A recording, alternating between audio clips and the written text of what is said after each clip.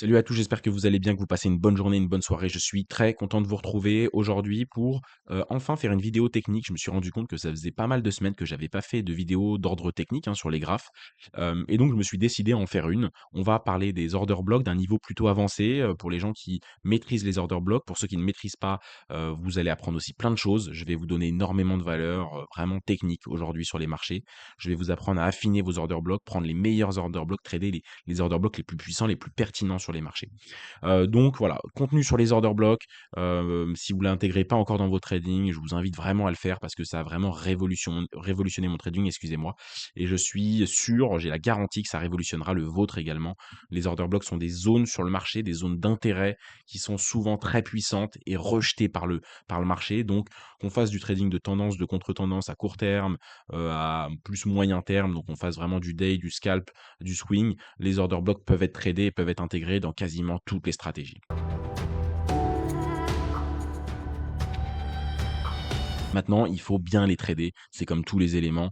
Il y a des gens qui sont rentables avec et d'autres qui font n'importe quoi avec. C'est partout pareil, quoi.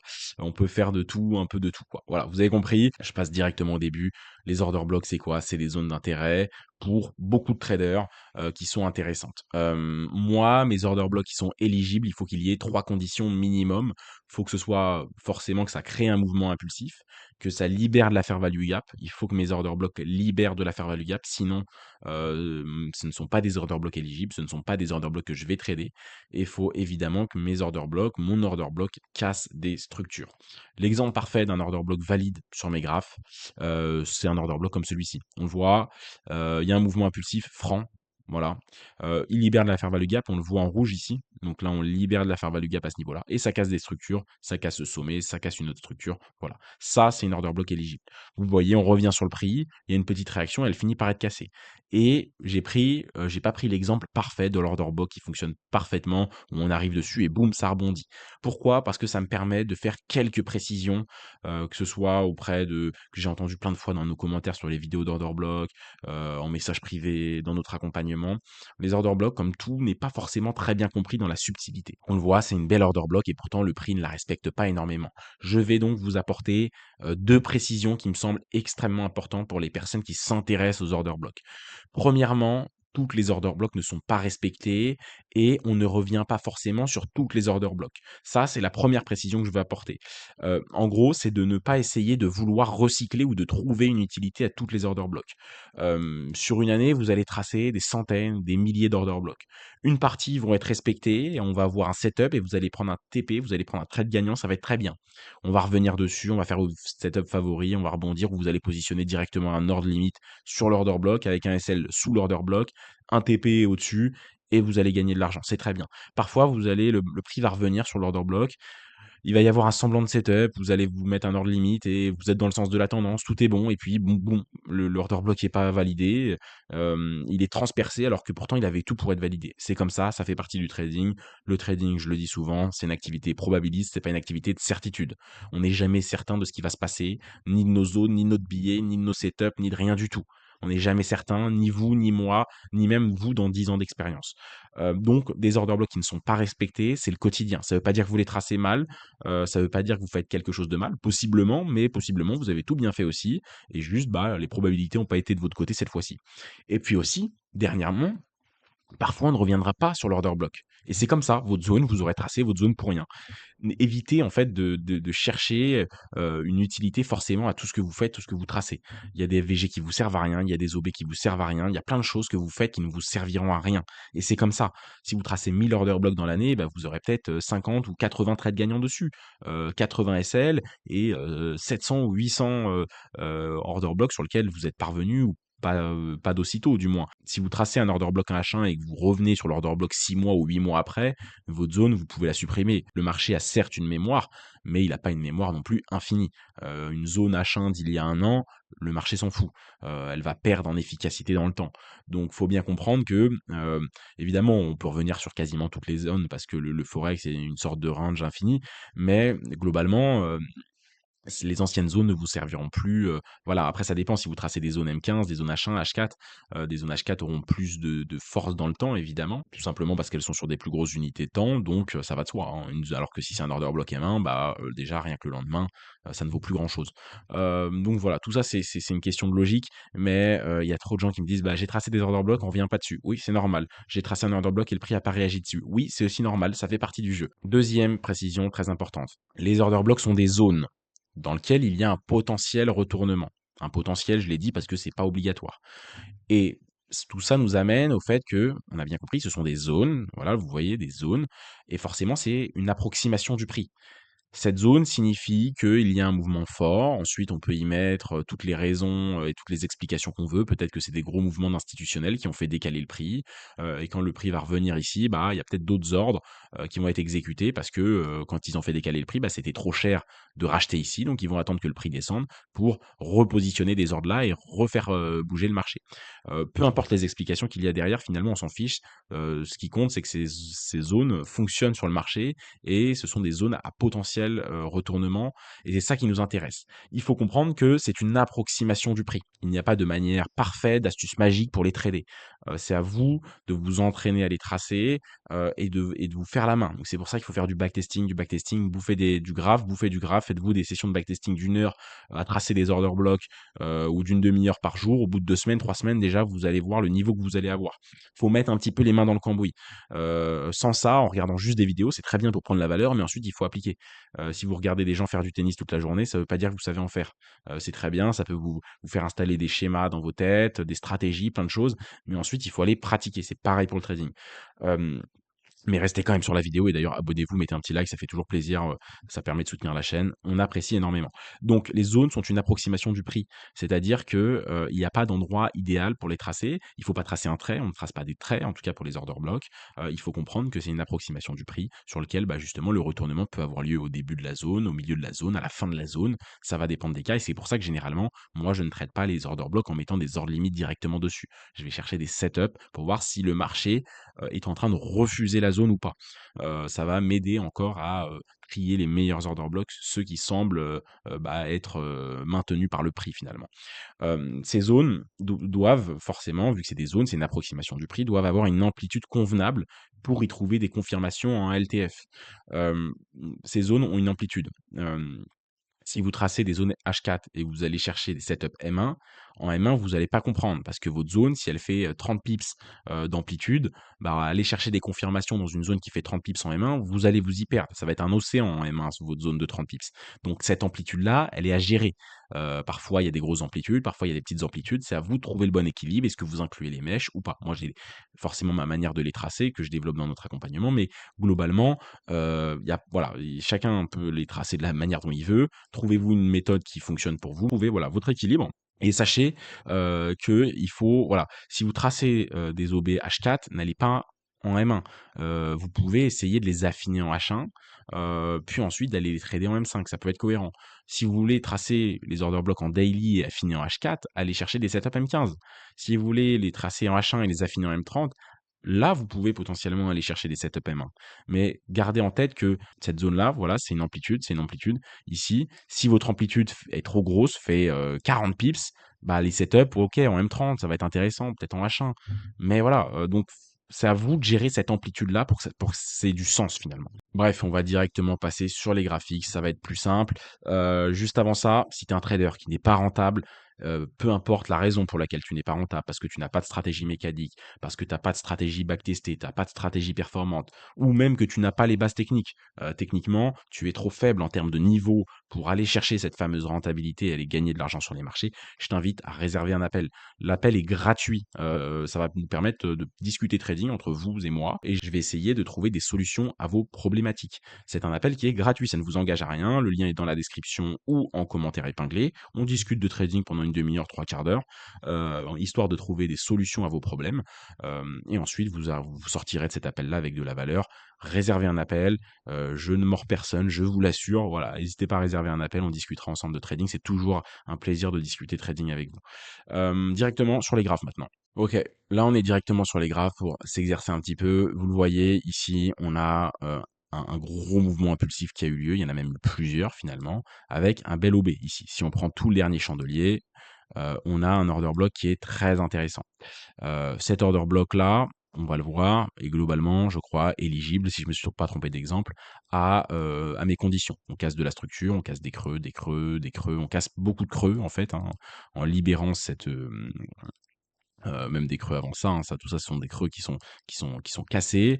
Ensuite, on corrige, on revient casser des creux. J'aime beaucoup ce genre de mouvement. Ça libère de la fair value gap en H2. En H4, ça libère pas de fair value gap, hein, on le voit, un tout petit peu, mais c'est vite comblé. Globalement, c'est une zone que j'aime pas mal. Vous le voyez, en H4, si je prends le dernier chandelier, j'ai à peu près cette taille-là. C'est une taille quand même assez grosse, hein. Pour moi, ça fait combien de pips? Ça fait une amplitude de 47 pips, hein. C'est un peu gros. J'aime bien inclure tout le mouvement haussier qui a eu lieu, donc j'aime bien inclure le bout de cette mèche-là aussi. Voilà, cette mèche-là, juste avant cette fair value gap-là. Mais ça me fait une grosse zone. Donc moi, je vais me l'affiner en H2, voire même en H1. Donc voilà, je vais me l'affiner ici, et vous le voyez, je peux m'affiner cette zone-là ou cette zone-là, et notifier la fair value gap que je vais aussi trader dessous. Parce que, je le dis, en fait, cet amas de zones-là, tout ce qu'il y a ici, ça va m'intéresser à trader. Je vais essayer d'aller trader des retournements. Je vais voir si le prix va juste rejeter dans la FVG, rejeter dans l'OB. On va voir ce qui va se passer. En général, moi, je vais voir ce qui va se passer quand on va arriver dessus. Est-ce que on arrive la nuit, donc on va ranger dans la FVG, peut-être le matin, on va venir me prendre l'OB et boum. Il y a plusieurs scénarios qui peuvent arriver. En tout cas, j'aime bien me l'affiner. Tu vois, ça me permet de découper cette zone en deux, en fait, en fair value gap et en H4 et en order block. Ça me permet aussi de dire qu'il ne faut pas tout le temps dissocier les OB des FVG. C'est parfois, en fait, une seule et même, alors dans certains cas, même souvent, bah, en fait, c'est très lié. Quelqu'un qui va tracer uniquement des OB, il va me dire: «Bah, regardez, moi, j'ai toute cette zone d'OB, mais je traite pas les FVG». Hem, alors qu'en fait, si tu essayes de décortiquer un peu cette zone, bah, tu vois qu'en H1, hein, on est allé décortiquer, on a un mouvement impulsif là, j'ai inclus cette mèche, hein, vous voyez. En H4, cette mèche, bah, c'est la mèche du chandelier d'après. Mais moi, je me suis permis de l'inclure parce que le mouvement, le haut du mouvement part d'ici. Voilà, j'aurais tracé à peu près quelque chose comme ça me paraît intéressant. Ici, on a une FVG H1. On a une FVG H1, on va pouvoir se le noter. FVG H1 qui, si je ne m'abuse, est aussi une FVG H2, hein, donc il y a une partie de l'FVG qui est aussi une FVG H2, donc on peut se le noter comme ça nous permet de se rappeler ce que c'est. Et là, c'est intéressant, ça a cassé des structures, on a libéré de la fair value gap. Là, on est clairement sur une zone qui nous intéresse énormément. On a pu se la structurer un petit peu de façon intéressante. On va aller en H1, on va faire défiler un peu le marché. C'est une zone qui a été respectée par le marché, hein, je vous le dis d'avance. On arrive dans cette FVG, on comble cette fair value gap. On est finalement, alors voilà, pour ça que je dis, les zones sont des approximations du prix. Parce que finalement, ce qui se passe là, est-ce qu'on est rentré dans l'order block? Est-ce que finalement l'order block c'était tout ça? C'était cette petite impulsion-là, enfin ce petit mouvement aussi avant cette grosse baisse, ce gros dump, finalement, qu'est-ce que c'est? Bon, on n'en sait rien en fait, on n'en sait rien précisément. C'est pour ça que moi j'aime bien justement m'amuser à les décortiquer pour avoir un peu plus de précision. Mais retenez un truc dans cette vidéo, c'est pas toujours très intéressant de distinguer les order blocks et les fair value gap. Souvent, c'est des notions qui sont liées, et en fait, bah, un order block H4, voilà, je vais vous le noter sous forme de formule mathématique. Un order block H4, ça peut être égal à un order block H1 plus une FVG H1. Donc un order block H4, ça peut être une OB H1 plus une FVG H1. Donc au final, quelqu'un qui va me dire bah moi je traite que les OB H4 et je traite pas les fair value gap, finalement c'est un peu comme si tu tradais les fair value gap sans que tu t'en rendes compte. Donc on le voit, c'est des notions qui sont liées. Le marché en M15 va rejeter, voilà, on nous fait un magnifique choche. Voilà, le marché rejette. En M5, c'était aussi intéressant, hein, le marché a fait son choche, boum, on est revenu là. Le marché a rejeté, a délivré à la baisse. Je tiens à dire effectivement que sur un OB, déjà on peut prendre plusieurs trades. On peut prendre plusieurs trades à la suite, parce que vous voyez, là c'est une grosse zone, donc cette FVG a été en partie comblée, il reste encore de l'OB, et on peut très bien se dire, bah, maintenant, si on prend ce high là, hein, si on prend ce high là, peut-être que si on refait un rejet ici, je pourrais prendre un deuxième trade. Donc, on peut prendre un premier trade en trade zone ici, un second trade, si on n'a pas trop bouffé la zone, un second trade ici, et finalement, on se retrouver avec une même zone. Bon, après, faut pas non plus l'utiliser pour 4 ou 5 ou 10 trades non plus, faut pas abuser. Mais on peut très très bien trouver une utilité à à trader ce genre de zone à 2 reprises, voire même parfois à 3 reprises.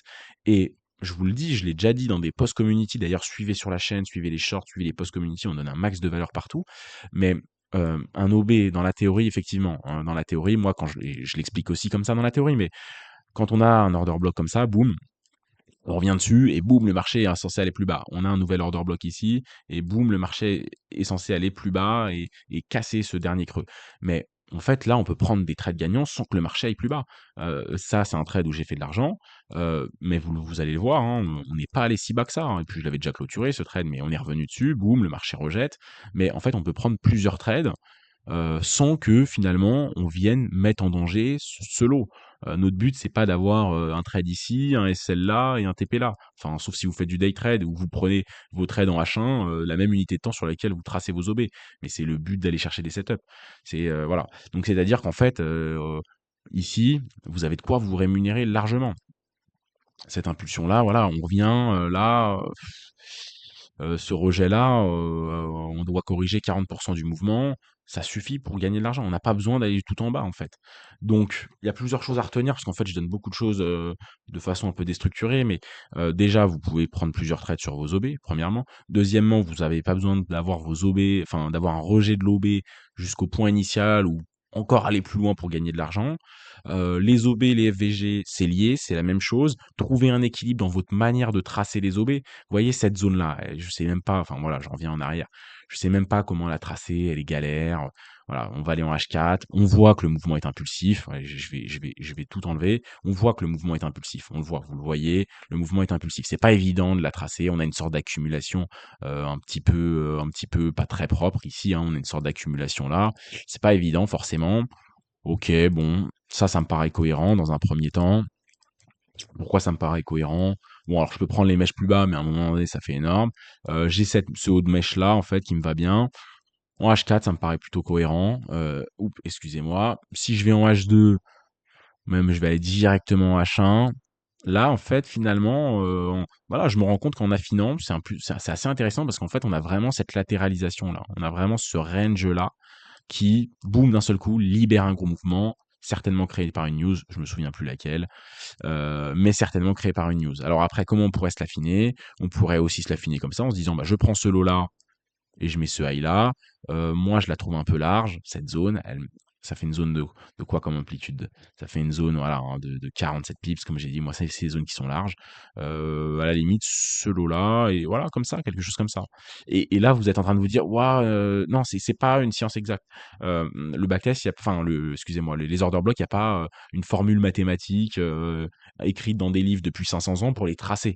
Euh, c'est de l'expérience et pour ça, c'est vous qui êtes maître de votre création d'expérience. Donc allez sur les graphiques, allez vous confronter à la réalité. Voilà, faites-vous des séances, pendant, une demi-heure, vous tracez des order blocks. Je vous jure que c'est un petit peu bête et méchant, c'est un petit peu, brutal comme façon, mais c'est extrêmement formateur. Pendant 2 semaines, du lundi au vendredi, vous faites une demi-heure de traçage d'order block. Au bout de 2 semaines, votre cerveau aura imprégné un maximum d'informations et vous allez vous poser des questions quand vous allez le faire que vous ne posiez même pas en regardant cette vidéo-là. Vous allez vous dire: «Ah putain, est-ce qu'elles sont trop larges? Est-ce que je suis à l'aise? Non, peut-être faut que je les affine plus parce que si je rentre dedans et que là, les toutes faibles comme ça, bah, ça va pas être évident parce que si je fais un joli setup ici, boum, je fais de la FVG, première FVG, je rentre pas ici, boum, deuxième FVG parce que moi je rentre sur des setups de double FVG». Bah, en fait, on n'est jamais rentré sur mon order block parce que j'ai tracé une zone. Visuellement, je me suis dit: «Bah, on n'est pas rentré sur mon order block», alors que finalement, on était rentré dans cette zone d'approximation-là. Donc ça, c'est votre expérience. Et pour ça, c'est vous qui en êtes maître. Nous, on vous donne des informations, moi et d'autres personnes sur internet également, des bonnes ou des mauvaises informations, en fonction des personnes. Mais en tout cas, ensuite, c'est à vous d'aller chercher, cette véracité-là. Hop, un autre exemple, je suis sur les graphiques, sur une autre paire. Vous voyez cet order block-là, c'est un order block plus une fair value gap. En H4, qu'est-ce que ça donne? En H4, boum, vous voyez cet order block-là, ouah, on n'en voit pas grand-chose ici, on a du mal à en voir le creux. En H2, c'est plutôt intéressant, on pourrait se le noter comme ça, hein, la dernière petite baisse avant cette grosse hausse. En H1, moi, comment je me l'affine? Moi, je me l'affine clairement comme ça, hein. Là, ça tombe un peu sous l'œil, hein. C'est assez logique. On a ce dernier chandelier-là, Et ensuite, on a de la belle fair value gap H1 ici. Cette fair value gap, cet order block est éligible. On casse des structures, boum, on casse ce sommet, on libère de la fair value gap et c'est un mouvement impulsif. Ça se voit à l'œil nu. Fair value gap plus fair value gap, mouvement impulsif, ça trompe pas. Et très intéressant, on revient là, ici, boum, dans cet amas de zones. C'est pour ça que je trade aussi les fair value gap. Ici, le marché réagit, boum, jackpot, on casse en plus de la structure, donc c'est très intéressant. On va revenir, donc forcément notre fair value gap ici a été en partie comblée, je la garde, il m'en reste un petit peu. Ça, par le coup, je vais la réutiliser. Donc ça, c'est génial, ok. Le marché va revenir dessus, va réagir, va revenir dessus, va réagir. Ça, c'est intéressant. Dessous, j'ai un order block qui a été grappillé ici, ok, et je crois qu'on revient encore par la suite dessus, et le marché va réagir dessus, vous le voyez. Le marché prend cette liquidité, ici, si jamais on y met de l'importance pour les professionnels de la liquidité ICT, mais on prend cette liquidité dans l'order block, et là, boum, le marché réagit très fortement. Le marché réagit très fortement ici, boum, boum, voilà. On revient dans cette, vous voyez, on revient, on casse cette structure, on revient dans cet order block là, baissier, qui avait libéré la fair value gap, qui avait cassé des structures, et le marché, boum, dump ici. Vous voyez, trader les order blocks, c'est des zones qui sont, alors effectivement, on connaît pas tous les retournements, mais c'est pas notre but, mais en tout cas, on peut prédire, enfin trader en tout cas plein de retournements et mettre en place des stratégies extrêmement rentables avec ces zones-là. Donc vous voyez, cette zone, elle a été, alors cette première zone a été utilisée une fois ici, hein, si on inclut la fair value gap comme cet amas de zone globale. Une deuxième fois ici, belle rejection. Une troisième fois, bon retournement encore une fois. Encore une fois. Celle-ci, ben, on est revenu la respecter là, et puis là on est revenu sur cet order block du haut. Donc affinez vos order blocks, n'ayez pas des order blocks avec trop d'amplitude parce que sinon vous allez être perdu. Essayez de les découper un petit peu, les découper et les cadencer en fair value gap et order block. Tous les gens qui traitent que les order blocks, incluez les fair value gap pour le trader. Vous allez voir, ça va être beaucoup plus simple en fait. Sachez aussi que vous pouvez prendre plusieurs trades sur un même order block, n'abusez pas non plus. Enfin, plusieurs trades ouais, sur un même order block. Et trouver un équilibre dans votre manière de les tracer. Pour ça, soyez au centre de votre apprentissage. Excusez-moi, je commence un petit peu à fourcher. Soyez au centre de votre apprentissage et faites des sessions pour les tracer un petit peu brutales. Et vous allez voir, vous allez upgrade vos connaissances très rapidement. Et si vous voulez vraiment mettre en place des stratégies mécaniques qui battent les marchés, notamment avec les order blocks, mais avec plein d'autres notions de façon très efficace, prenez un appel. On pourra aussi en discuter si ça vous intéresse de notre accompagnement. Si vous n'êtes pas intéressé par l'accompagnement, vous voulez discuter trading et que vous avez des problématiques et que vous souhaitez avancer dans votre trading, vous pouvez aussi réserver un appel, c'est pas un problème. Voilà, j'ai pu dire tout ce que j'avais à dire. Pour tous les autres qui veulent pas prendre d'appel, petit pourboire s'il vous plaît, un petit like, un petit abonnement à la chaîne, même un petit commentaire, ça fait toujours plaisir, ça permet de référencer la chaîne, donner de la visibilité à notre contenu, et si ça vous a aidé vous, ça peut certainement aider plein d'autres personnes. Donc voilà, merci à tous de m'avoir écouté, on se dit à la prochaine.